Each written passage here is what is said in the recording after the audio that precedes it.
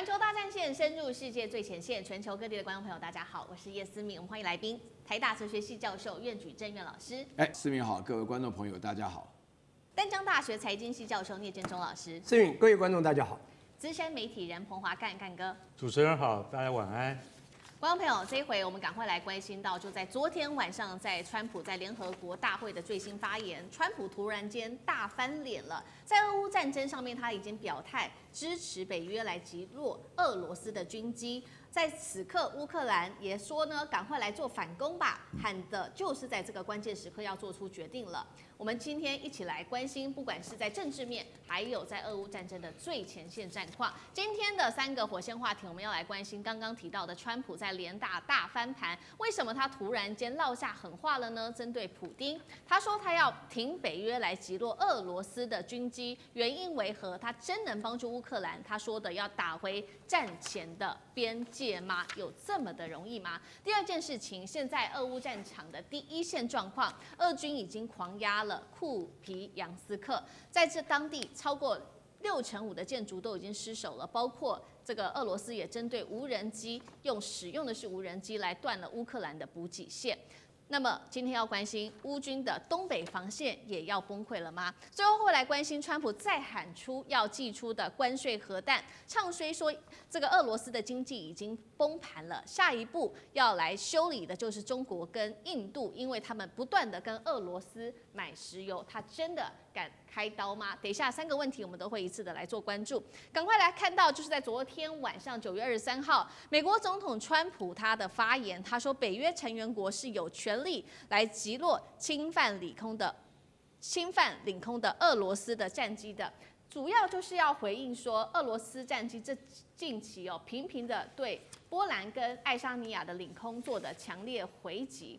那么川普也在场边会晤了泽伦斯基，火速在他的自家平台真实社群上面，他说了，这一场俄乌战争已经打了3年半的消耗战，俄罗斯经济已经陷入了严峻的困境，这个时候就是乌克兰你最好的一个反攻的关键时刻了，也开始激励这个乌克兰赶快去做攻击吧。只要有时间与耐心，川普说，再加上有北约的财政支持，那么恢复战争爆发前的边界并非不可能。节目一开始，请苑老师来带我们看，为什么川普在这个时候突然间大力挺北约、大翻脸？真的，他说的，如果可以帮助乌克兰打回到战前的边际吗？苑老师怎么看？川普的这个观点就真的像小孩子一样。这个言犹在耳大家还看到那个在阿拉斯加的时候，那个普京跟那个川普2个人还在手拉手谈得非常好而且的话呢，好到什么程度还到这个川普要普京进了他的那个猛兽那个车子普京自己是有很好的车子但是呢就关系非常好，在里面谈了什么也不知道。川普这个做法上来讲其实他足以证明我在这个节目讲过，这个他跟普丁的智商普丁智商大概160，他刚好除以2，80你大家了解一件事情你首先第一个说俄国的无人机跑到波兰，跑到爱沙尼亚然后呢转给美国知道什么目的根本就是故意的嘛。目的什么呢？要你北约启动第5条，美国的战机从德国起飞，直接把他俄罗斯的无人机打下来，这才有意义否则的话，你叫他自己打下来，你北约那些爱沙尼亚、波兰小国哪里敢打叫俄罗斯的飞机？那不开玩笑吗？他怕得要死。我在欧洲住了10几年，这个波罗的海3小国本来就是非常恨俄罗斯，又很怕俄罗斯人。那另外的话呢，大家才还记得，原来的话呢，泽连斯基感觉到都没有人理他了，快完蛋了，牺牲了180万人，在这种情况之下，他能撑多久不知道。俄罗斯看得非常明白俄罗斯借这个机会的话，大家要知道，你要谈判要上桌，一定要在战前的实力大家都知道，凡是你在这个战场上得不到的，你休想在谈判桌上得到。那普丁这个人是大家知道他是 KGB 的头子普丁这个人是非常非常厉害。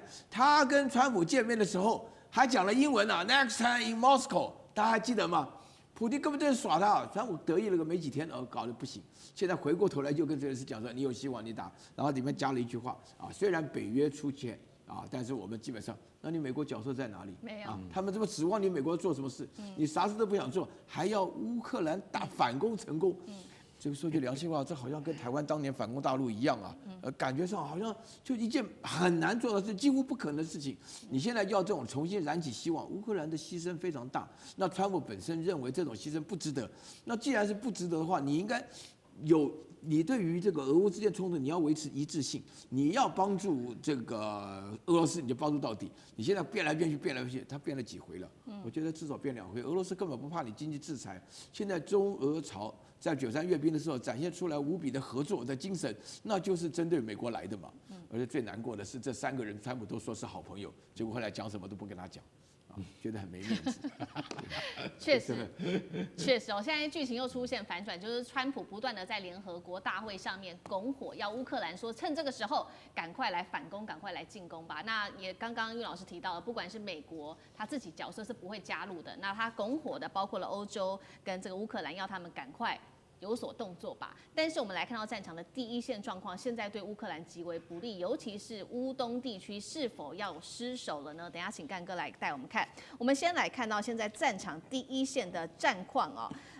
川普虽然说乌克兰啊，这是你反攻的良机，但是我们看到9月23号来自于俄罗斯国防部最新的宣布，俄罗斯正在夺取卡尔科夫州的库皮扬斯克，并且在部分地区早就已经包围住乌军了，计划从多点齐进来全面压向哈尔科夫的东部。我们请导播来 take 一下这张下面的地图，这个文字下面的这张地图哦。库皮扬斯克目前根据俄方的这个称，他说已经拿下了65%的建筑物，并且他会在做进一步的军事行动。如果库皮扬斯克一旦沦陷，那么乌东的防线恐怕就会被撕开了。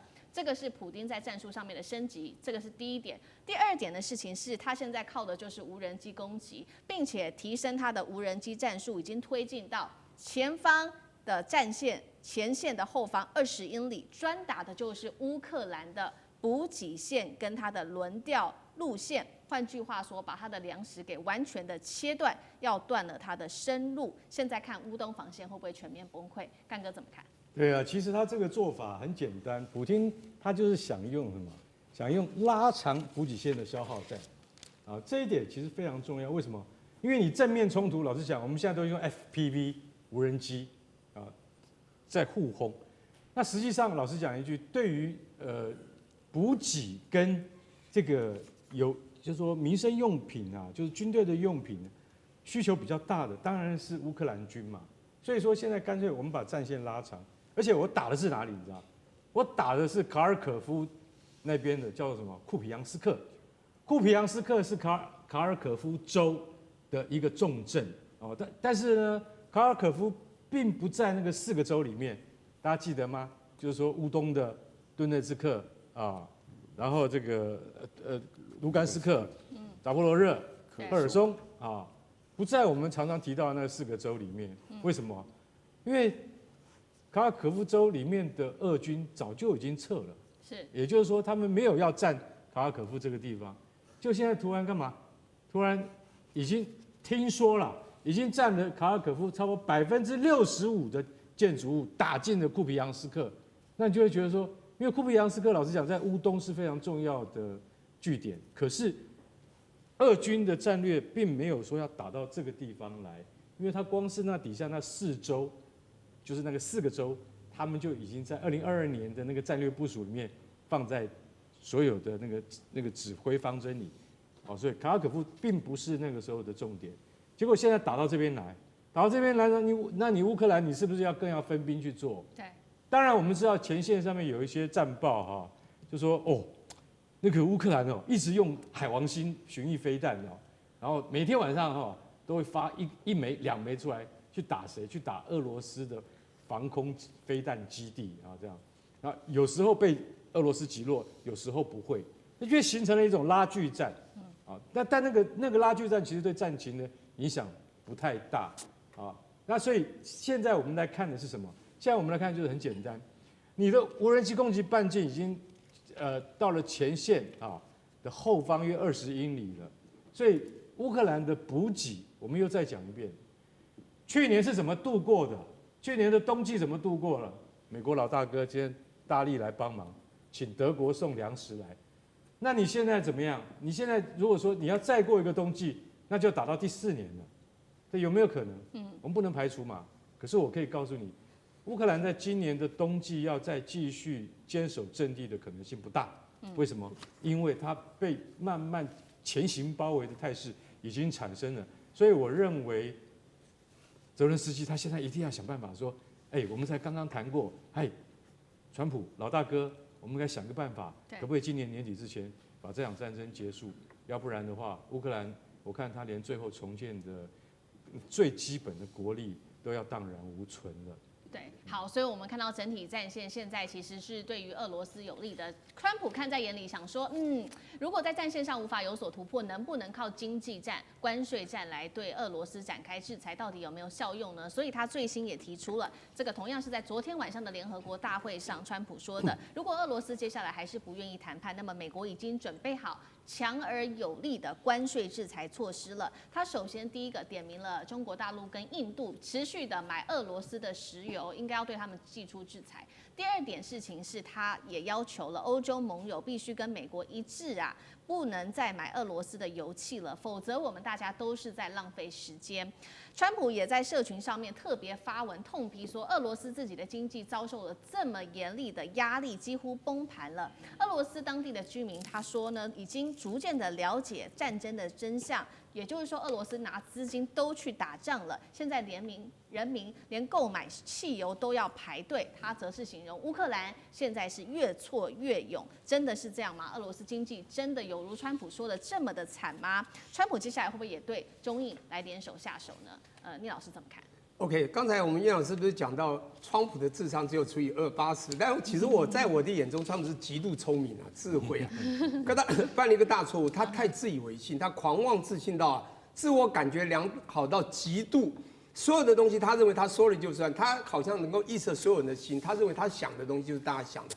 刚好都错。其实这全世界大家都看得很清楚，因为川普的种种作为，就是因为美国的霸权存在，他的霸道盛行，而且去霸凌别人的时候，没有人真的反击，很多人都敢怒不敢言，都看在心里。所以我们也很清楚知道，他的话你就听就好。不过这里面有多少有几分真实啦？俄罗斯的经济好不好？的确不好。当然，他对把事情讲得非常严重。那俄罗斯经济不好，非常清楚嘛。第一个，他要打仗，他军事的费用要一直的增加，所以他的确花了不少钱。而且，因为俄乌战争，他这个打起来之后，国际真的对他的制裁，不只是美方也用他的力量，之后西方给他了非常多的制约，从北溪要切断等等，到现在，也因此它造成了非常大的叫结构性的破坏，也造成它的金流的流动性的问题。所以这是一个很大的挑战，就是它的经济真的是不好。那它现在 GDP 很奇怪，去年说有200兆卢布的 GDP， 国际间一报说还有4.1的经济成长，我相信我们大家都听过，这个东西是真，但是其实也是军工产业产生的。因为我们讲 national defense， 就是国防力量可以让 GDP 冲高，就像我们今年3.32% 的 GDP， 我们今年冲了9000多亿。讲不好听，我们讲台湾呐，这时候我们 GDP 也会增加。你看我们 GDP 也增加很多，到2030年，我们还要到1兆5000亿，那时候我们的这个 GDP 可能会30兆。这时候我们用在5%，要提升到5%。我们答应了美国1到5%，我跟你讲1兆5000亿。请问一下，我们的国家的整个这个税数预算有多少？这是一个严重问题，大家要思考。也就是我要讲是，它经济真的受问题，但是有没有那么严重？不会，因为俄罗斯为什么不和平？就是因为他知道他还必须要打到他真的完全胜利，因为他知道他亦步亦趋，已经差不多就是胜利。川普讲的东西都不用去听，听就好。那我现在要讲一个说，对中印到底会不会出手？因为你刚刚讲的一个关税，我先请问一下，他关税要怎么打？怎么制裁俄罗斯？不可能嘛，因为他根本几乎快没有贸易了。而且讲不好听一点，就算俄罗斯有一部分盈余，也不会是让美国产生赤字的这个所谓的 big seller 卖你东西的国家。美国哪有这个所谓的赤字国，哪有什么俄国？但是他是要用间接的，对不对？他谈的就是人员。所以川普啊，这个国家利益当然他会顾，他也顾自己利益。但这个时候，你会发现美国很喜欢用霸道盛行，也就是当时在北溪要切断以后，然后你天然气、石油来向我买，连那个法国的马克龙不是都很不爽，说哇向你买可以啊，结果发觉很贵。那时候是拜登，对不对？美国就这样子嘛，你是欺负小老弟。现在川普做的更严重，他说你们都不要向他买。那我跟你讲俄罗斯在这样做，我会要求中国、印度也不要向他买，要不然我用关税制裁中国、印度。重点就是当那些国家没有筹码的时候，你要怎么做都可以。但现在我们知道中国它以牙还牙，奉陪到底。印度呢，它有它的问底气，讲不好听的，而且俄罗斯在时候也在私下买通它，甚至在军事武器上让它的这个航空能够自主研发。请问一下，印度完全要听你川普吗？也就是说，他完全怕你这关税吗？甚至啊，你关税加高了以后，对美国将来自己的不利、自己的通膨，以及当你制造业回流之后，你将来不是逼个班，你买不了东西，你的关税高，伤到自己。所以我觉得川普的东西听听就好。也就是说，川普很聪明，做生意很聪明，他就谈判技巧很聪明，做房地产很聪明。重点在他这个人在经济学的基础是非常差的。虽然他的温斯库读了一个经济理论，一个大学出来，他根本我想他的经济全忘了啦。所以他的整个那个经济学理的基本推敲，我们讲这经济学理用一些假设基础，还要推未来，他的 forecasting 的未来全部是他自己的想象。他不知道真正市场中有非常多变数会联动到最后的未来。如果以我来推的话，我会发觉，他所讲的东西跟我想要做的那种生命线推论完全会不 match， 你知道吗？这就是川普在做生意聪明，可是他在经济学太差，因此他在世界上。我们讲美国最大，他在领导国际间，他所做的这个方向动作呢，的确我们越想越好笑，只能用笑来称这个偶像川地，对不对？好，谢谢。笑我又笨，笑这个。好，谢谢聂老师。那关心完这一场俄乌战事，我们要带观众朋友来持续关心哦。这个中欧班列对于中国大陆来说，其实是非常重要的一个经济命脉，如今遭到掐断。背后怀疑是不是美国在背后搞鬼下黑手呢？今天会来做关心，尤其今天特别关注到波兰在这当中成为一个很重要的棋子。中国大陆在逆势突围下面要来针对波兰做一些制裁，怎么做呢？波兰会不会最后自食恶果？等一下我们都会一起的来做关心。赶快来关心到的就是横贯欧亚的这一条中欧的班列发生什么事情了？它叫做钢铁骆驼，10多年来是中国大陆跟欧洲之间很重要的一个经济的动脉。不过现在我们先来关心一下它的一些小档案到底有多重要，又发生了什么事情？其实它从2011年开航到现在，累计已经超过11万列发送的货品，价值相当于4500亿美元，对大陆来说非常的重要，连通了中国128个城市跟欧洲26国跟200多个城市。重点是它的货运时间可以大幅的缩短，比海运少了1/4，只有海运的1/4，成本也是空运的1/5而已。欧洲本来是依赖可以降低对于苏伊士运河的依赖之后，就可以稳住它的供应链，但是现在出了什么事情呢？波兰在搞什么鬼呢？因为它突然间以国家安全为理由，决定关闭跟白俄罗斯边界，导致中欧班列现在出现了中断的一个现象。中断之后又有什么样的问题呢？现在有300列的货运列车滞留在边境，无法动弹哦。超过1万个标准货柜也因此受困，那么直接影响的就是德国汽车厂的这些零件直接断供啊，欧洲制造链也陷入了瘫痪，包括了义乌商家饱受损失。所以我们看到波兰的这个动作，影响到的是欧洲整体的经济，甚至是大陆义乌的商家。那么这个运输成本也因此暴涨了15%，可以说只是波兰一个国家已经导致了全球供应链全面的震荡。波兰为什么要这么做呢？因为其实对于波兰来说是很有经济益处的。首先，我们看到靠着这个中欧班列，波兰在过去每一年可以获得5亿欧元的过境收入，还为它的小镇带动了数万人的就业。那到底是什么诱因呢？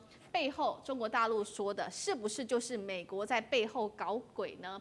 让波兰去切断了这个中欧班列。当然了，现在中国大陆也想出一些反制的方法，两个，第一个就是靠的是它的中吉乌铁路，同样衔接的是中东国家跟欧洲，那么比中欧班列还可以缩短900公里，节省7到8天的时间。第二个就是开始要宣布启动它的3国铁路运输专案，连通巴基斯坦、伊朗跟土耳其。到底为什么波兰要基于所谓的国家安全切断呢？美国在这背后有操控吗？岳老师怎么看？美国一定有操控啊，因为大家在整个听到我们思敏报告的过程当中，就搞不清楚波兰有钱赚为什么不赚啊？只有美国操控的结果。但是我可以告诉大家很清楚的一件事情，就是波兰做这件事情啊，是搬石头砸自己的脚啊，因为大家可以看得出来，现在中欧班列固然重要，中欧班列它里面输出的东西，大家看到里面非常清楚，2个部分，一个是这个欧洲，尤其是德国需要的汽车零件。这个汽车零件是德国最大的生意，也是全欧洲的经济命脉。这下子突然波兰认为说卡住了白俄罗斯，使得中欧班列就不能够进行，这是第一个问题啊。大家要知道，现在整个欧洲的话呢，劳工这么贵，一定要透过中国的出口来维持它既有的生产。然后第二个的话呢，义乌的生意，义乌都是小东西啊。大家可以了解到，欧洲本身来讲，想要降低生活的成本，必须要从义乌进口东西啊。我说良心话，在这里面的过程当中的话呢，波兰有钱不赚，然后这个损人而不利己的事情做出来，我坦白讲啊，这个做法上来讲，其实大陆真的是给波兰一个想法。最近外交部长王毅才刚去了波兰，告诉他说你这个做法是不对的，完全违背了商业原则。那波兰的话呢，大概也很难再恢复啊。以国家安全的理由，这个国家安全4个字我一听就很麻烦啊。美国动不动就是国家安全，什么没有国家安全？连我现在用这个手机都有国家安全，对不对？这个大家就把它无限上纲。但是我跟你讲哈，这里面两个，你刚刚讲到中吉乌哈，中吉乌吉尔吉斯斯坦。啊，然后的话呢，乌兹别克，大家打开地图一看呢，这个他们是中亚国家，联系到这个从中国到中亚，然后再接着往北走一点呢，就是这个中吉乌的铁路啊，这是一个取代的方案呢。然后另外中吉乌取代方案是非常好的，节省了900公里。大家知道900公里是大概就是火车一整天24小时跑的路程。然后另外的话呢，就是说从中国到巴基斯坦到伊朗到土耳其，土耳其有名的是欧亚两洲的嘛，到了土耳其都知道伊斯坦堡这样。另外其实还有第3条路啊，就到北冰洋的路线了，从宁波上去一直走这个俄罗斯这边绕过去啊，北冰洋现在路线也开通了。所以说对大陆来讲的话呢，出口的东西如果路线不通的话，原来中欧班列的好处是不要经过海洋。你现在如果说是你波兰要做梗的话，就是会像立陶宛一样，对大陆来讲的话，你要跟我杠，我就跟你杠到底。那立陶宛现在的话呢，后悔莫及啊。但是这3条路就是2条铁路，1条北冰航线啊，我们叫做冰上丝路啊，也是一条发展的方向。所以在目前为止的话呢，中国老早就已经预测到这种可能性，所以也做好了防范措施。好，所以中国大陆早就已经想到，这一步可能会发生。那这个对于波兰来说，会不会受到这些欧盟国家的鄙视呢？因为刚刚说了嘛，整个欧洲供应链现在是断裂，那包括欧洲当中，德国它很重要的经济命脉汽车产业都受到了重击。接下来欧洲盟友还会忍下去吗？对于波兰接下来的这个影响又有多大？聂老师又怎么看 ？OK， 我讲这个之前呢，我先讲一下，我之前呢对这非常有兴趣。我以前是学土木的，其实我是也读过交通工程。我对铁路很有兴趣，所以大陆我们当时10页计划从孙中山讲要这个创造大陆2万公里的铁路之后，其实我也很蛮关注整个大陆地图上的铁路布局。大家知道中国以前的铁路是非常慢的哈，我在1990几年那时候就是刚开放的时候，1989、90我就去了大陆。当时的火车只有30-40公里哦，1993年是有记载是40公里，时速你觉得是不是乌龟龟速？可是我跟你讲，他们开始说再慢不行，这个国家开始做了6次的大提速，但前面还是很慢。1997、1998、2000、2001都没有什么，2004、2007是大提速。2004呢，它有160公里到达时速160，以及200公里的，分别有7700公里，以及1000多公里的。到了200公里这么快了，这就已经够快了。其实我们的高铁也不过200多公里时速，到了2007年更快。而2007年他们已经把这个铁路又延伸成，最后从4纵4横到8纵8横。好，现在这个重点在后来有2次建造了让世界惊为壮举的铁路，叫做2011年3月的渝新欧铁路，渝就是重庆，新疆到欧洲的杜伊斯堡。我跟你讲，这条铁路11179公里。我在上课也有讲到这个，我跟你讲那时候就是一个壮举，我们的惠普啊，什么宏基全部都搬到这个重庆去了，重庆开始大盖城啊。那时候所有受惠的国家都知道这个铁路太重要，所以德国、中国在那时候贸易非常友好。然后呢，隔了6年之后，2017年1月1号，中国把它延伸到了一个商业重镇啊，就是那个马云的地方，那义乌有没有？浙江拉到西班牙马德里，又拉到哪里？拉到经过英吉利海峡到伦敦，总共12451公里，这是一个非常的壮举。那因此从这时候开始呢，这个火车班次啊，把这个海运的所有的东西呢，减短的时间，节省的成本，让整个在这边的中东、中亚或者欧洲区的整个贸易都因为这个真的有提升非常多。当然对中国也非常注意。你知道这是非常重要。我要讲就是波兰呢是在哪里？它的地理位置非常清楚，它就在德国之前，它一断。就断掉了进欧洲。对，这个真的是勒到喉咙。可是你说，当你有没有美国在背景？但我就不敢像那个岳老师这么的理解他的背景，说一定会有。我只能说，他一定会给他压力，就打击中国。可是我觉得这个当然有波兰他自己的想法，因为俄罗斯还有白俄，他的确他们有怀疑这个无人机进攻的原因，所以他是有他的理由去断在12号。不过当然他只是断2个礼拜，25号就是今天又要开航了。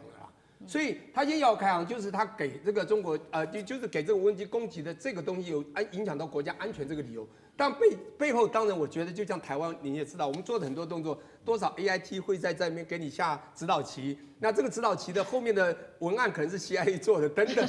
那我觉得多多少少这个影子就像袁老师一样，那这是很有可能啊。我只能讲，那你问到说对波兰的这个经济当然会不会受伤？当然会啊，只是说他今天会受伤一些，但他知道受伤的国家更多嘛，这2家都会受伤，这200多城都会受伤。但是波兰我讲不好听，他只是在这边做一个调控，他知道他要断2个礼拜，他到时候他该停是该怎么样，他到时候就做弹性调整，所以对他的受伤还好了，因为他正好控制到那个喉而已，所以他变成把这个当做他的一个小小的利器，你知道吗？Anyway， 所以我觉得他对他自己的经济受伤自己有盘算，应该还好。好，干哥怎么看？好，我非常赞同聂老师的讲法。你能搞多久吗？对不对？是。我今天这个中欧班列不是2天的东西哎，对不对？那你国家经济哪个重要？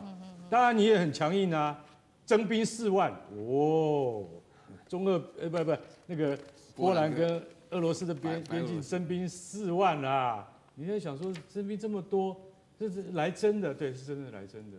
我坦白跟你讲，波兰它的 GDP 今年已经到5%了，啊，5%很可怕啊。国防支出啊，对，它占那个 GDP 已经5%，对，这就代表说它是真的很有决心。可是我讲一句实在话，这个运东西过来哦，这个是其实我们坦白讲，站在中国的角度，这个叫“一带一路”的战略部分，所以这个很重要。你如果说没有这一条中欧班列的话，我讲一句实在话，对中国的整体战略是有影响的。这个我们也不讳言啊，也不否认啊。而且你中欧班列可以省下，你知道海运多慢吗？你也可以换成海运啊。现在欧洲那个波兰要这样弄的话，那我们没办法，我们只好用海运送过来。海运送过来要4倍以上的时间，比如说1个礼拜能到，它4个礼拜才能够到。好，那我干脆转空运好了，拜托帮忙。现在没有人出得起，空运是中欧班列的5倍价钱，虽然快，可是要5倍的价钱，所以谁出得起，对不对？你有5倍的利润吗？这就是造成说中欧班列它有很大的这种经济上面的困扰，倒也不是说真正的损失啦，因为长久以后大家都可以弥补这样的损失。所以我觉得说，好，那你现在认为说，我现在连边界都关了啊，你的车根本就不要进来，为什么？我就是要整个都关掉。我的对付的对象是俄罗斯，不是你。可是你现在影响到我们中国的利益，你想王毅会放过他吗？我告诉你，现在底下的谈判已经开始了。你到底要搞多久？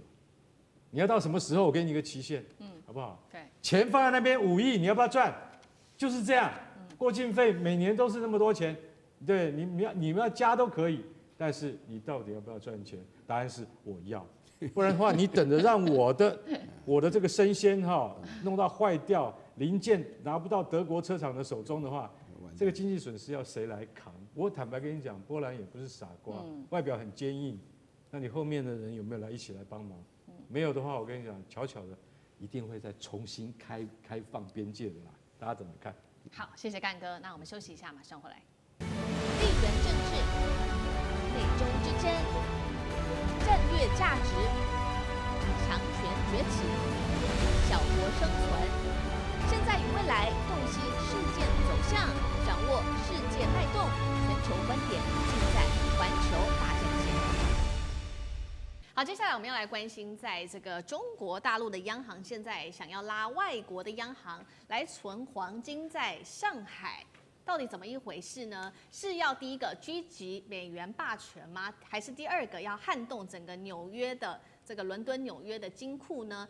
另外，我们也会关心中国大陆已经连10个月疯狂的囤金，难道是要备战吗？今天一起的来做关心，赶快来看到彭博的独家爆料，在9月23号这一天，他独家报道，他说大陆的人民银行已经招揽了外国央行，赶快啊，大家来上海一起来这边存放黄金吧，把你的黄金存放在上海的黄金交易所吧。原因是什么？他们希望可以弱化美元的地位，还有是撼动狙击美元的霸权。另外，也希望西方全球央行的储备托管的地位可以把它降低。但是现在眼前还是有一些问题存在。我们来看到英格兰银行持有大概是超过了5000亿。黄金储备价值相当于6000亿美元，对不起，刚刚是超过5000吨的黄金储备，价格将近6000亿美元。但是我们来反观大陆，现在在全球央行黄金持有量还是相对比较落后的，是排名在第5名的。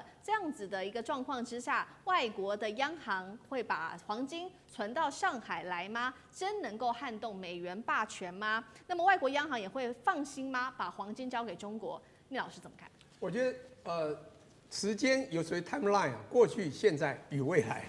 我跟各位报告一下，实际上金本位大家都知道啊，那么延期非常久，然后呢，到了这个1941年二战之后呢，1944年的7月开了一个这个重要会议，就 Bretton Woods System， 然后美元黄金就挂钩嘛，1个美元换1个盎司黄金换35美元，到现在到3000多块了。不管怎么说，一路走来，在黎根森总统的1973年2月23号，黄金这个美元瓦解了，但是他用石油去hold住美元。那这个重点是在美元是唯一可以做清算结算，全世界必须用它做准备的唯一的货币，其他就是黄金。所以黄金很重要，是商品，美元是货币，这两者是唯二可以做这个国际货币准备，都是当时定的。因此，美元霸权的 US dollar 和 Germany 存在了。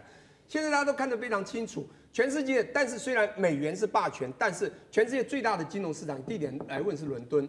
黄金的金价是伦敦这个 fixing 定出来的，有早盘金价、午盘金价2次。我现在讲这最大的这个一个，不管是储量或定价，就是伦敦啊、这个纽约。现在中国要做的事情非常清楚，就是中国从 GDP 也好，各种这个 AI 的这个发展也好，都是急速发展。你现在看它是全世界排名第5，我跟你讲，去年买了5兆黄金，它可以慢慢往前走。因为什么东西，实力决定未来。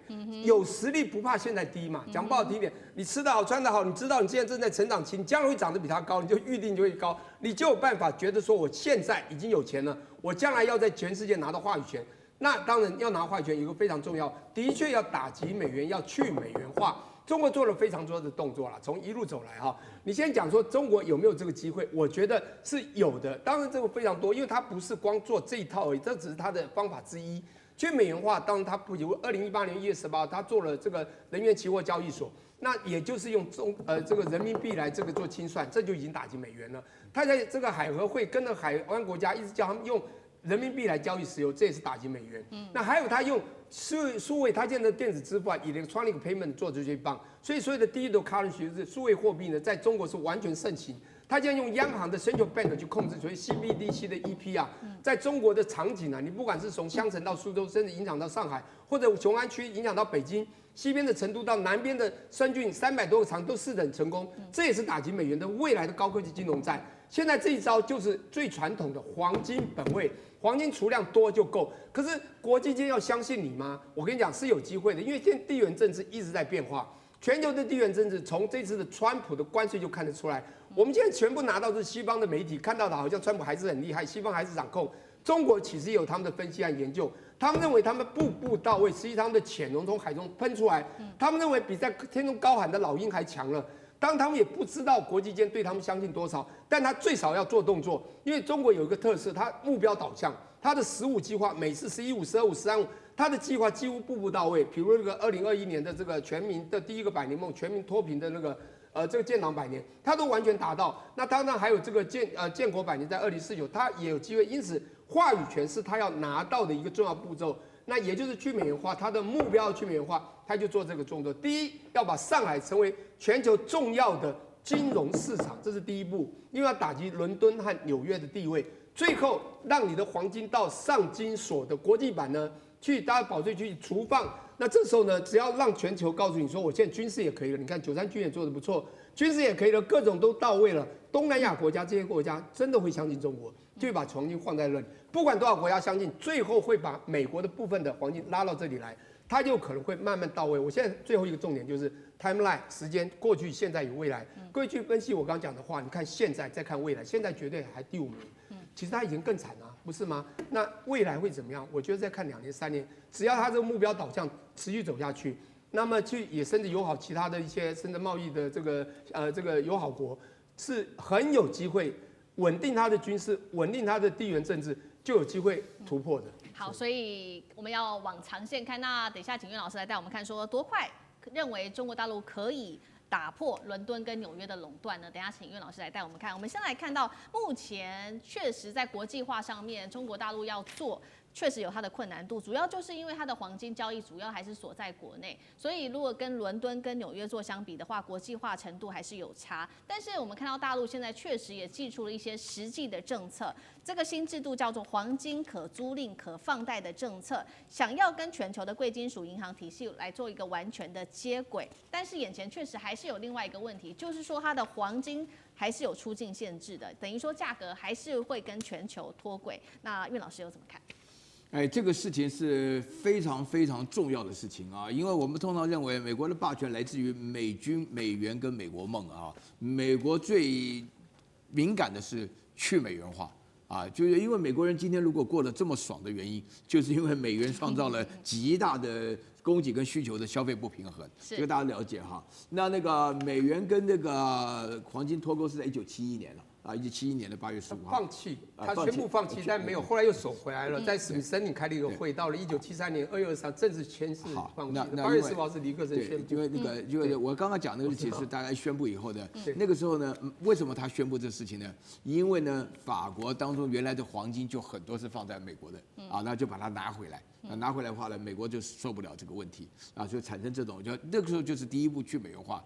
那不晓得大家记不记得，大概在8年前的话呢，德国把它放在美国的里面的4000吨想要拿回来啊，结果后来发觉找不到，美国不还了啊，就是那个感觉上好像已经就用到哪都不知道，反正就是有这个账啊。那么大家的话呢，那现在呢，中国本身要做这个事情，因为这是彭博出来的消息，所以说它感觉上是针对于美国要去美元化的过程当中，要跟美国人竞争，因为这个目前为止，英国本身，这个美国当初在布兰登森林1944年的时候，它是有8000吨的啊。那时候他是鼓励大家都把黄金放在他那边，为什么呢？要创造一个稳定的金融秩序，一定要有一个地方它有够这个信用啊。这个大家一定要了解，就是说是这个其实相较于跟那个美国在竞争黄金的这种情况下，因为黄金它本身有信赖的特殊性啊，它有这个价值的永久性，另外它有货币的稳定性。那在3个特色当中呢，请大家稍微注意一下，就是说。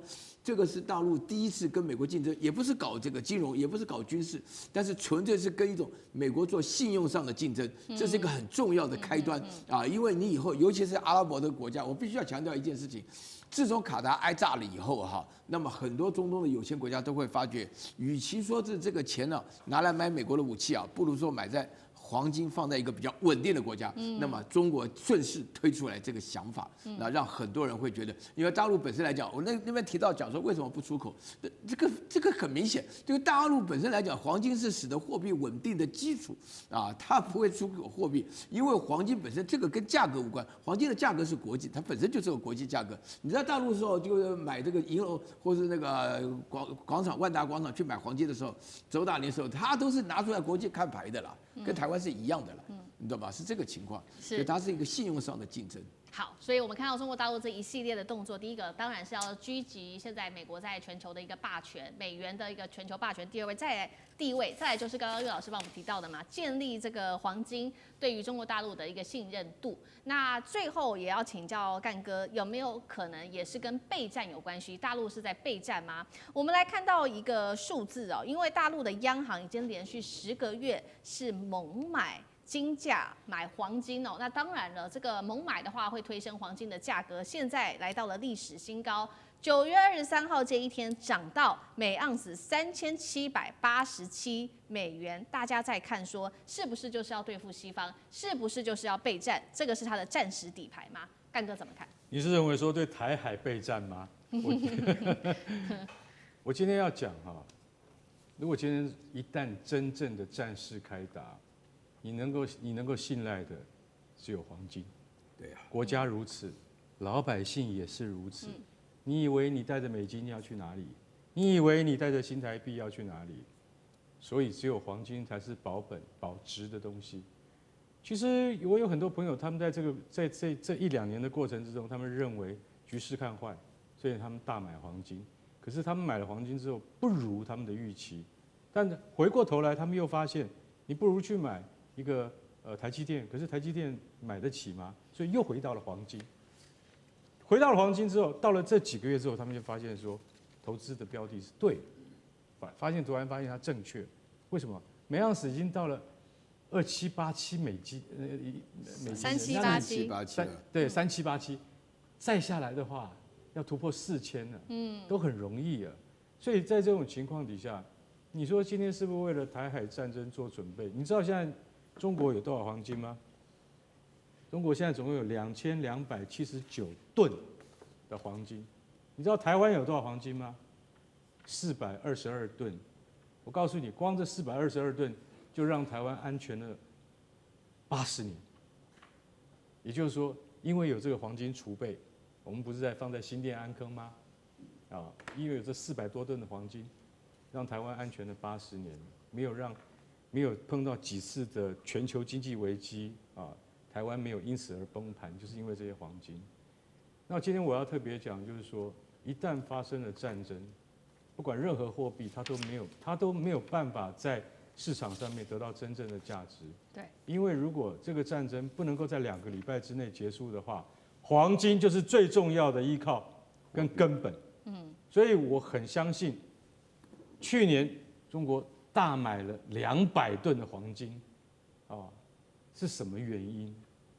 今天也许说你可以针对的是台湾而言，但是如果他要支付对于欧洲的这些战事，或者要支持伊朗等等还有俄罗斯，他需不需要黄金？当然需要啊，因为发生真的作战的时候，你不知道什么东西才是最有用的工具。因此，我觉得大陆他现在想要把上海作为根据地的话，说大家可以来存黄金。你现在看不出来，可是我可以告诉各位，总有一天会来到。美国现在的黄金储备是中国的4倍，全球第一，8000吨的黄金，8000多吨。但是中国要追上8000吨，我告诉各位，中国没有什么追不上的，只要你给他时间，他就会达到。好，谢谢干哥。那我们休息一下，马上回来。地缘政治、美中之争、战略价值、强权崛起、小国生存。现在与未来，洞悉事件走向，掌握世界脉动，全球观点，尽在环球大战线。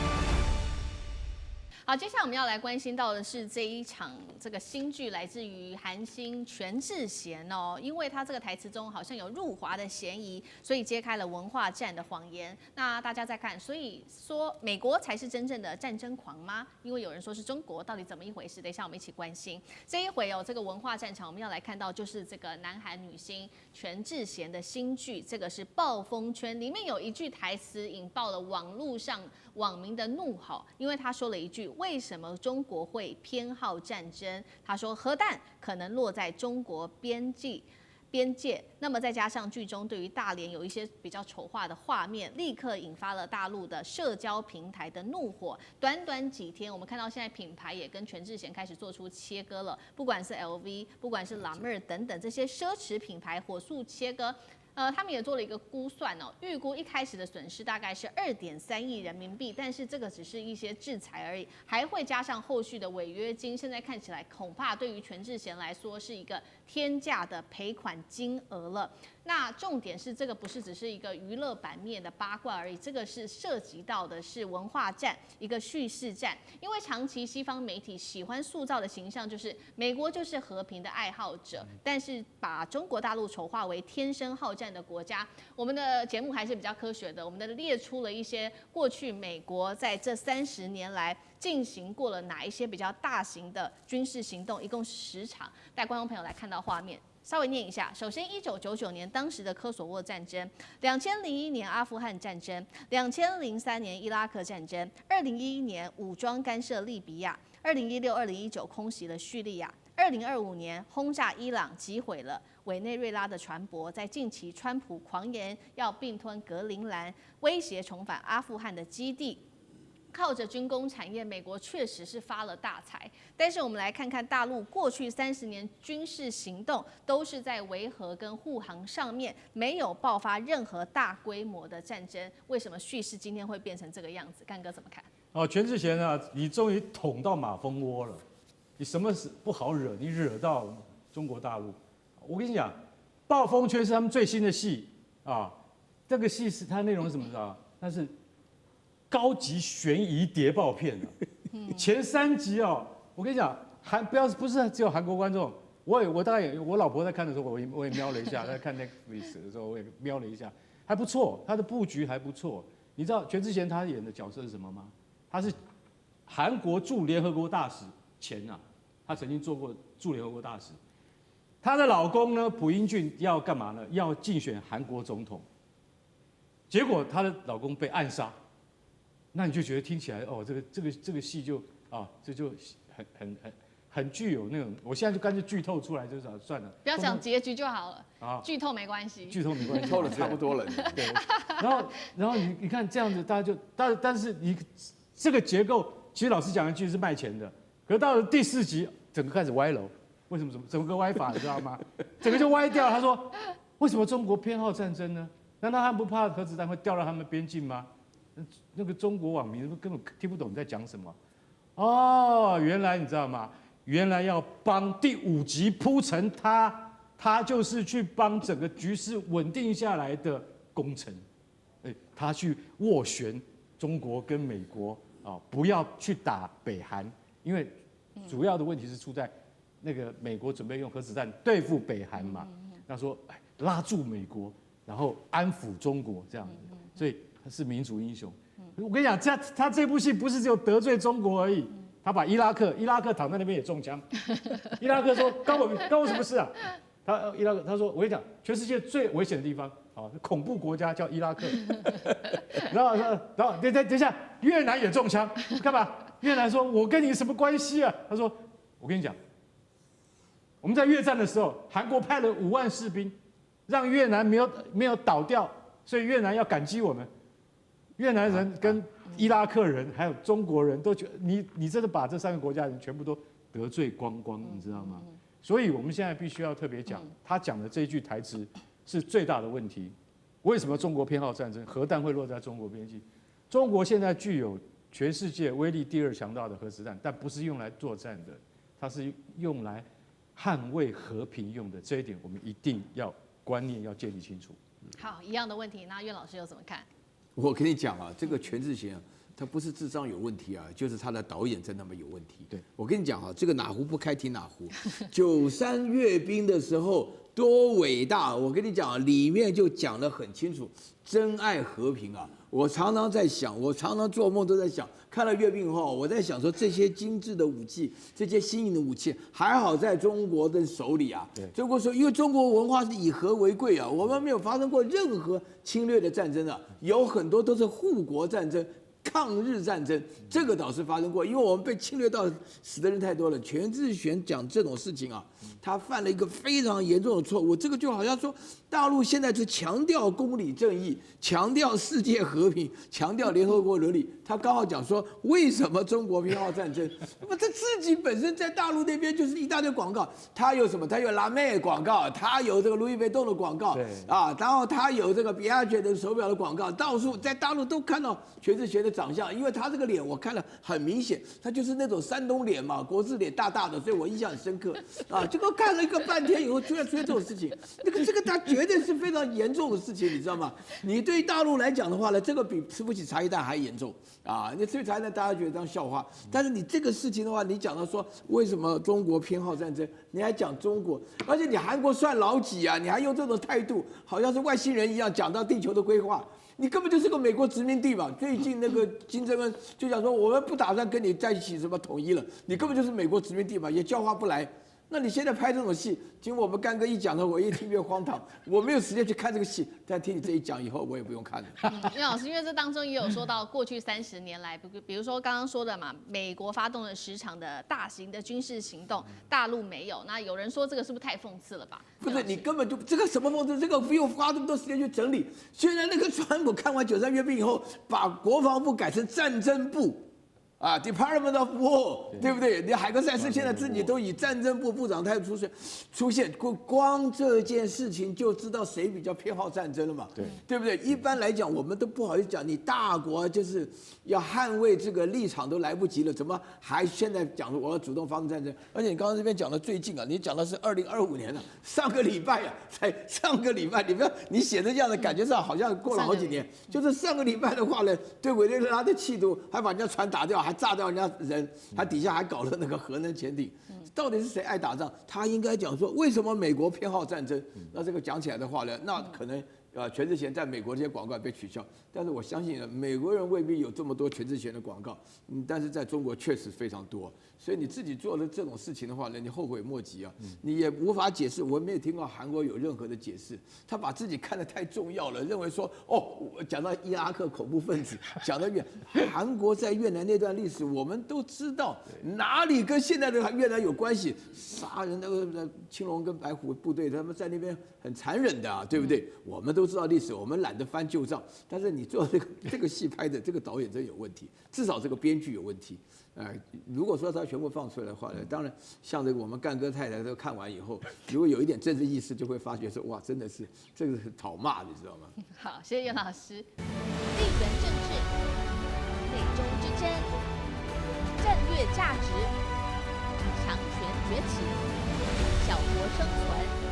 现在与未来洞悉事件走向，掌握世界脉动，全球观点尽在环球大战线。接下来我们要来关心到的是阿根廷的经济现在断崖求生，所以阿根廷政府现在是抱紧了中国大陆，怎么回事？我们来关心的是中国大陆现在扫货阿根廷，总共是下了10艘船的大豆订单来帮阿根廷续命。除了阿根廷之外，大陆也狂买巴西大豆，美国的农民惨了，现在沦为末日收成，这是来自于美国农民的说法。赶快来关心到的是中国大陆政府的最新动作，在阿根廷政府火线寄出了一个新的命令，他说呢，要把这个针对谷物的关税从26%下降一口气到0关税之后，大陆的买家就开始疯狂的扫货阿根廷的大豆。这个根据了解，已经扫了10到15艘的阿根廷大豆，那么近100万吨，预估在11月就会来装箱送上船送出去了。这是针对阿根廷的这个交易。再来，大陆从8月份开始狂买巴西的大豆，已经高达了1000万吨，占总进口量高达了85%，等于把美国的大豆给完全的扫地出门了。那么我们现在看到路透社也做了报道，如果大陆在持续不买美国的大豆，到11月中旬都不买，那么美方恐怕会亏损1400到1600万吨的大豆的一个量哦。现在大豆协会主席也跳出来了，我们这个时候是收割期啊，大陆不买，我们直接断炊了，几10亿美元根本血本无归。今年美国的农场破产的数量已经暴增了55%，而且他认为情况接下来只会更糟而已。再来看美国大豆的价格同样惨烈哦，产量创下了新高，但是价格相较2022年的高点已经暴跌了40%，偏偏其他的成本，不管是用具这些道具的成本，也都是持续的维持在高档。来看到美国农民怎么说，这个是阿肯色州的农民，他说这是我一生中最黑暗的一年了。另外一位是这个农产品科技公司 CEO。他说这不是危机，这是农场末日，他这样形容。那么现在这些大豆总不能烂在田里吧？我们看到这是北达科他州的一间公司开始做了这个临时仓库啊，硬是塞下了多达700万普氏尔的大豆放在仓库里面，把这个仓库给建起来，因为大豆只能放着，没有人会买了。节目一开始，请教苑老师怎么看？刚刚提到的这个阿根廷的经济陷入在危机当中，右翼的总统这位是米米雷伊他有这个阿根廷川普的称号，上任之后他直接碰到的就是阿根廷的高通膨问题，高达300%的高通膨，于是他祭出了一系列比较激进的改革，包括务实加深和中国的合作。北京这一次下单10船的大豆，雪中送炭就能够救回阿根廷经济吗？岳老师怎么看？这个10船的大豆从阿根廷买过来的话呢，并不是说真正能够救阿根廷的经济。不过话说回来了，在这个米雷伊的这个执政的情况下啊，他基本上原来是拍美国马屁了。那个原来这个金砖峰会当中要找阿根廷入关的，“一带一路”什么的，他也都不要了，都退出来了啊。拍美国马屁拍了个半天，没有什么具体的效果。但是我必须强调，米雷伊的做法上来讲的话呢，使得阿根廷的经济略有起色了，这是事实。但是真正的重点的话呢，不是阿根廷这个出口10船大豆了，上百万吨，这个固然是对他来讲是解决燃眉之急啊。但是呢，我必须要强调，真正的重点是巴西的大豆都卖到中国，这个大豆本身呢，包含了几个重点。第一个的话呢，巴西跟中国的话呢是一个洋模了，因为这个美国对巴西莫名其妙，明明是这个美国对巴西顺差还得要抽50%的关税，所以巴西跟中国之间私下商量，中国老早就可以把巴西出谋划策，老早就抢到农产品。大家要记住啊，农产品不是一般都想，农产品要经过检验的，农产品要出口不是那么容易的，你要事先做好准备啊。一旦要出口通过检验的话呢，时间就是很长，而且定的这个契约啊，然后呢。第3个部分呢是川普的制度上根本就得不起这些大豆农啊，有50万人要失业，有55%要倒闭，那美国本身来讲经不起这个事情，所以不知道大家注意到没有，就是说在这个斯多哥尔摩谈判的话呢，这个川普之前要求要美国增加买4倍大豆，对啊，就像后来。这个中国本身的回应是一顿都不买，这种情况所产生的一个结果，就是让大家可以了解到，我觉得加拿大那个油菜籽的出口也是一样的情况，几乎是完全一样的故事。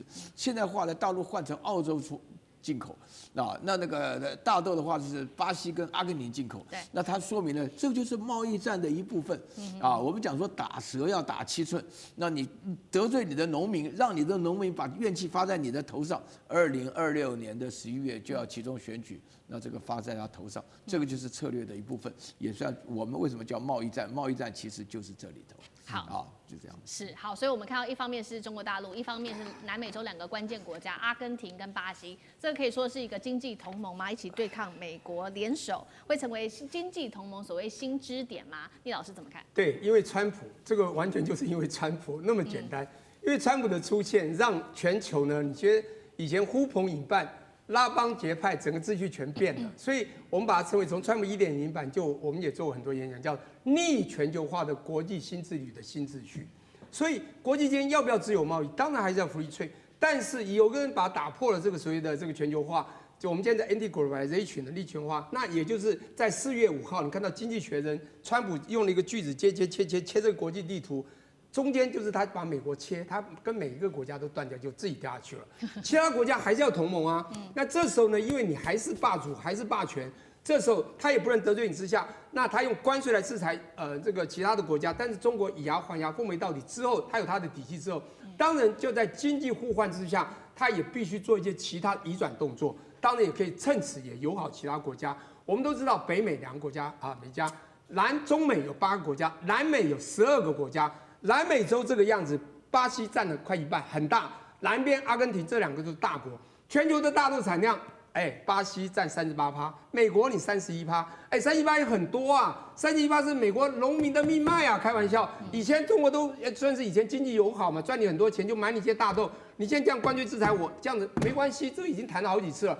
又开放一下，现在你又这样对我，我就去买巴西的。我跟你讲，我跟巴西还可以拉近一些关系。阿根廷有13%的大豆生产，一样拉好。这些国家就成了一个新的经济同盟支点，这是我讲的。当川普继续打关税，继续对所有的国家，不管是他的友人、友邦、敌人，全部都打的时候，最后打的是自己的脸开始被打肿。所以国际的这个经济同盟，我觉得这个是一个世界在一个国际的一个新治理的新秩序的一个转换。好，经济秩序在全球重塑。那刚刚说到这个，川普就打自己的脸嘛。现在50万的美国农民恐怕失业，如何影响到接下来川普的选票，尤其是明年的这一场选举？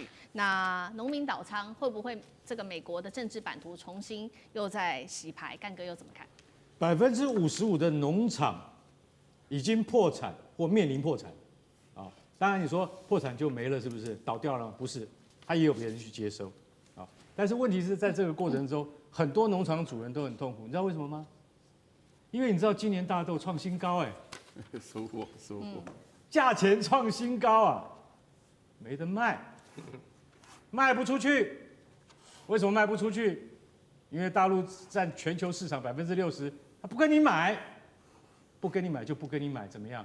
我们跟巴西、跟阿根廷买，啊，据信啊，巴西的那个大豆跟阿根廷大豆品质不比美国大豆差，啊，在这种情况之下，其实这也算是一种政治嘛，一种外交嘛，对不对？我今天不跟你买，我就跟他们买。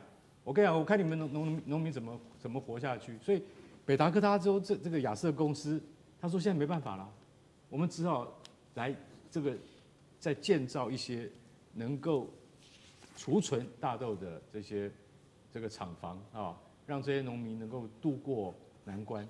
可是我可以告诉各位，最晚的时程是多久？什么时候一定要解决这些东西？11月，11月底一定要卖掉，不然就烂掉了，不然这些大豆就完蛋了。今年创新高，然后你的成本也一样创新高。为什么？这些农民，你知道为什么会有这么多被收购或者是会倒闭吗？因为他们所必须要有的种子啊、农药、机具、仓储这些成本，通通没有变便宜，因为关税战的关系。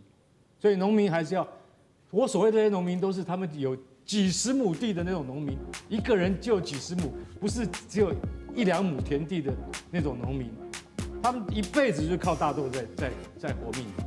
那每年都很顺畅，有时候多，有时候少，啊，几代人都在种大豆，现在突然之间没有一吨卖得出，1600万吨的大豆卖不出去，那是什么光景？